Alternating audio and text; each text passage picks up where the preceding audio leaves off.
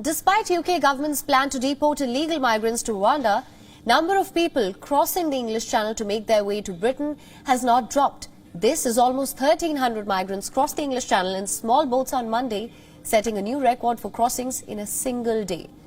According to UK's Ministry of Defence, nearly 1,300 migrants had made the crossing in 27 boats, topping the previous high of some 1,200 people that was recorded last November.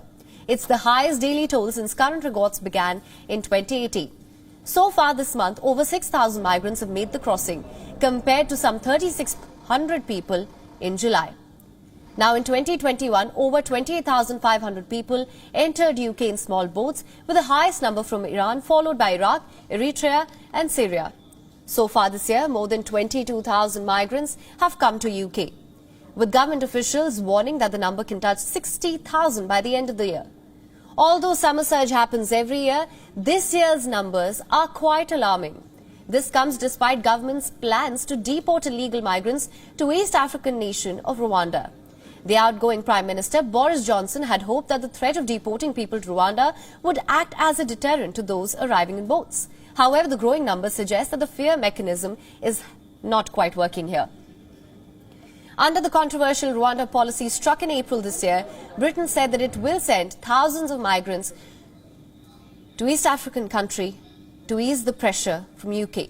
Despite efforts, the plan has not been implemented due to massive resistance from rights groups who have called the plan unethical. The migrant crisis has caused a significant political headache for the UK government, which had promised tighter border controls in the Brexit deal. It has also heightened tensions between London and Paris, with the UK government accusing France of not doing enough to stop illegal crossings.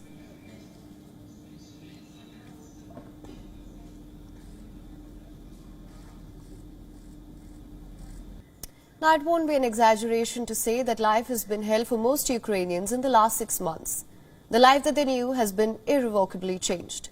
For those who've not been displaced by the war, bomb sirens have become a daily part of their lives. How have the last 6 months impacted Ukrainians? Let's listen into some voices. 6 месяцев. В каждой семье нарушился покой и жизнь. Сколько разрушений, сколько погибших. Как мы можем относиться? Конечно, мы счастливы и горды вот за это. Я не представляю, что они там себе думают. Каким им провалиться надо сквозь землю там в России и в Москве за вот этот весь позор. Что они, и главное же, они не хотят останавливать. Так коснулось, много моих знакомых воюют, многих уже нету. Многие на лечении и уже не вернутся в строй, потому что нету конечностей. Тяжело, тяжело и страшно. Но... Дело в том, что это плохо, то, что я привыкла уже к этому, к взрывам.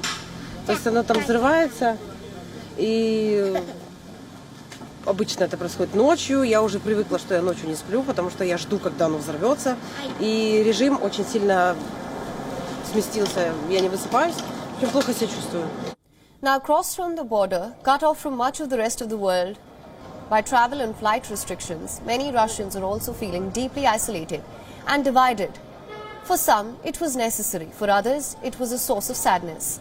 In and around Moscow, some Russians expressed support, while others expressed regret at the suffering the invasion has caused. Listen in.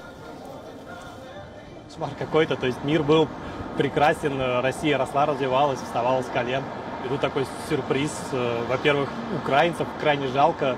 Они ни за что ни про что страдают. Ребята ничего плохого не сделали. Люди. Погибают памятники культуры, погибают дома, погибает то, что эти люди созидали.